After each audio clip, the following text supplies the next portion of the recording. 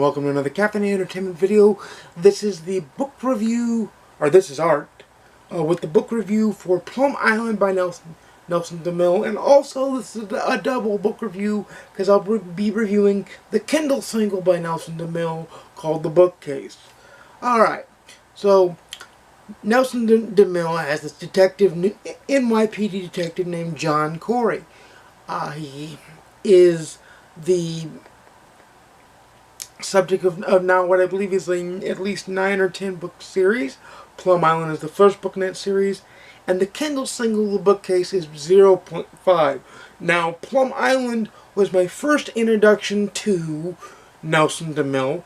I find his writing to be very gritty, very with it, very of the times, very panache, very snappy, very engrossing, very engaging. It sucks you right in. It pulls you right in. Nelson Demille is an artist among words. John Corey, however, a good detective, is very human in that he is a smartass. He's good at what he does.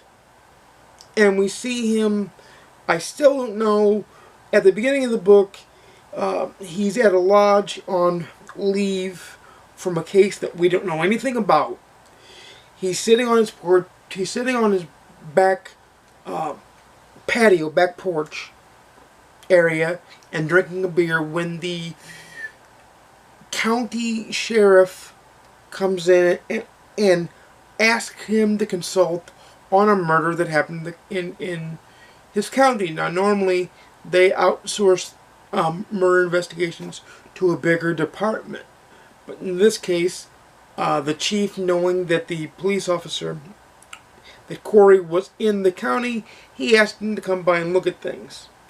And like any good fictional detective, your Walt Longmires, your Lucas Davenports, your Harry Bosches, once our main character is introduced to the problem at hand, the murder at hand, then he becomes the dog with the bone, where the law doesn't matter. What he's supposed to do doesn't matter. All that matters is bringing the killer to justice. With that said, it is very funny, very snarky. I do believe that the name of the book is an island up in upper New York called Plum Island. It's an actual real island. I did look it up. It is an actual real island. It is actually owned by the federal government. I don't know if it does what he says it does in the book, but it may. The fact that it's grounded in reality hugely, hugely helps. The fact that our main character has so many flaws that are numerous, some of which is why he's on leave, which you find out in Chapter 1. This is not a spoiler, but you find out in Chapter 1 that John Corey is on leave because he's been shot 3 times. You find out later why he's been shot and whatnot. I will not spoil that for you, but you find out on page 2 that he's been shot. So that's important because he talks about sucking wind through more than just his nose and mouth, the air holes in his chest. So he does talk about that throughout the book. Nelson Demille is very descriptive. He's very funny. I found myself laughing a lot during the book. I found myself engrossed with the case, wanting to know the next step.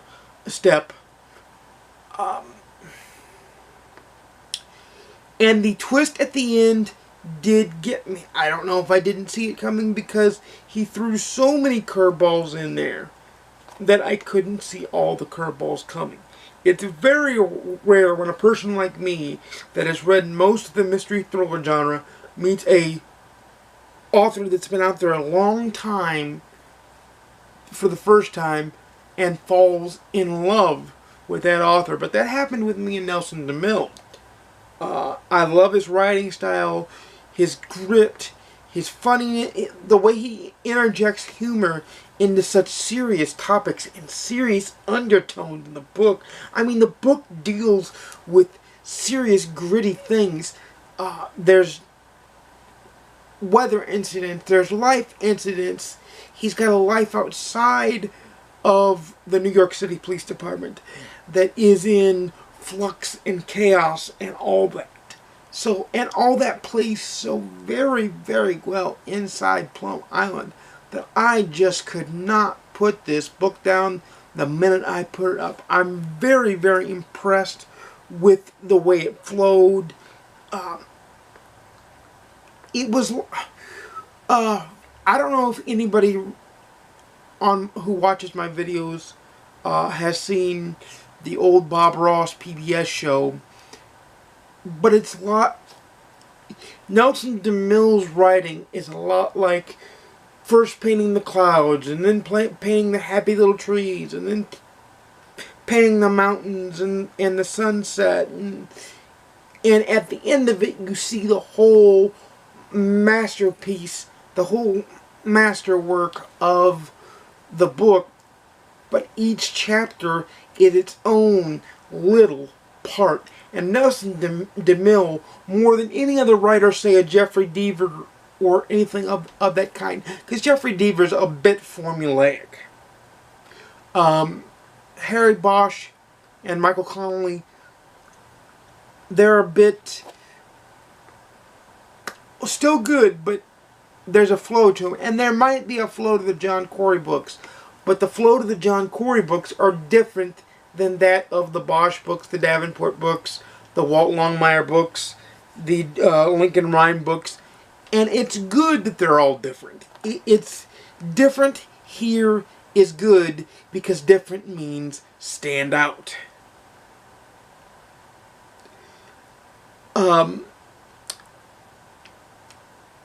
It was a nice breath of fresh air. I've kind of been swept away with the series. I really, really want to get to book 2, which is The Lion's Game, but I found out that before I could get to book 2, I really needed to read the Kindle singlet that came out in 2012. Plum Island came out in 2007, I believe. I looked it up. And the Kindle single is the bookcase. The bookcase is fully when it's a New York City morning. He's a New York City detective, and he's called to a scene in the dead-end bookstore, of which he's called into a scene where there's a dead body. Most everybody there believes it's an accident. John Corey even leaves his jacket on, his trench coat on, because he's like, I'm more than likely I'm going to rule this an accident, and it's going to be that.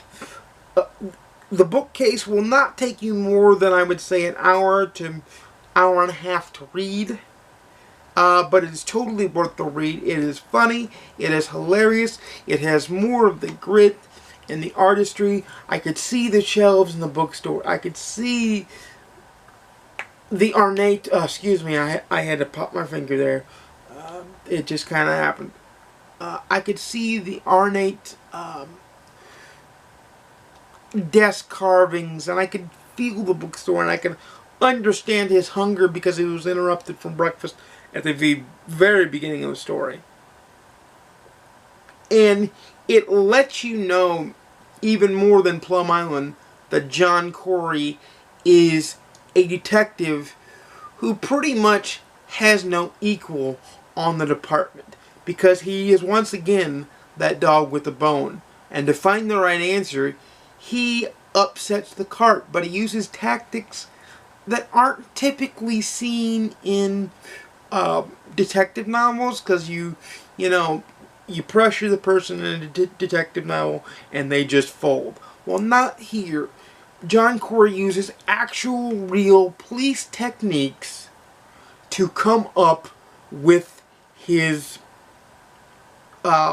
desired result, which he knows through evidence, be it circumstantial evidence or empirical evidence at the scene, because the story, once it gets to the scene, never leaves the scene, which I thought was amazing. It was a fully encapsulated, kind of like a Clue vibe, like who did it kind of thing, who did what, who did the crime, type deal. It was a very, very well written book series. I will be reading The Lions Game as quickly as possible, and if I have any inkling, I may be moving on to the next. This may blow my Spookathon TBR completely out of the water. I don't know, because I have been swept away with the John Corey series. Nelson Demille is my standout new author for me of the year. Now let's get right down to the scores. First, the Goodreads scores. For Plum Island, it's a full 5 stars, cannot be missed. Top of the notch. Buy it, own it, share it with people. That's the other score we give here on this channel, now that we give quantifiable what does it mean scores. Now the other, for the bookcase, it is only it's only, as far as I know, an ebook, and it's a novella. It's a short story. I typically don't give short stories 5 out of 5 because they're not long enough to gain a 5 out of 5. I feel so let me say this. Once you get into it, it's a 5 out of 5 experience. It's an own it, love it, share it with people experience. However, it does have that hiccup of what the hell is going on here, and where exactly does this fit in with the rest of the series. I don't quite know the answer to that yet, so right now I'd give it a 4 out of 5 because it's really, really good. I still say own it, I still say buy it, I still say you need it.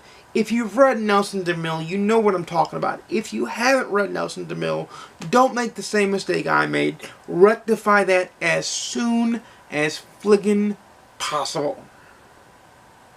And no, I don't know what fliggin' means. But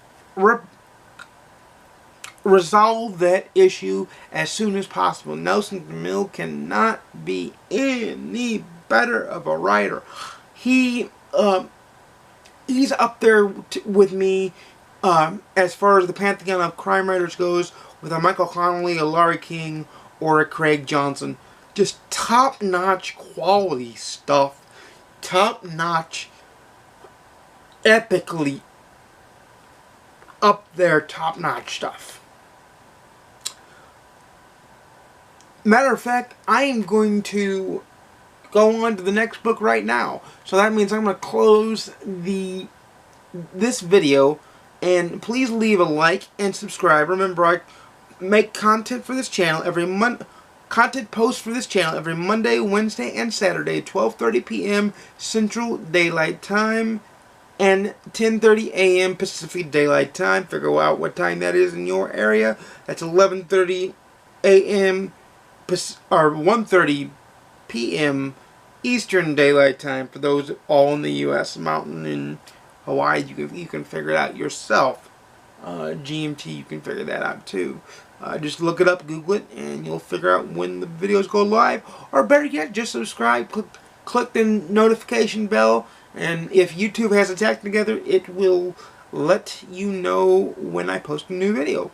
Please leave a comment down below if there's another author that you love in the mystery thriller genre. If you've read any more of the Nelson Demille John Corey series or any other Nelson Demille's work. Is Nelson Demille's work all this amazing? Leave a comment down below and let me know. But until next time, happy reading, and I'll see you soon.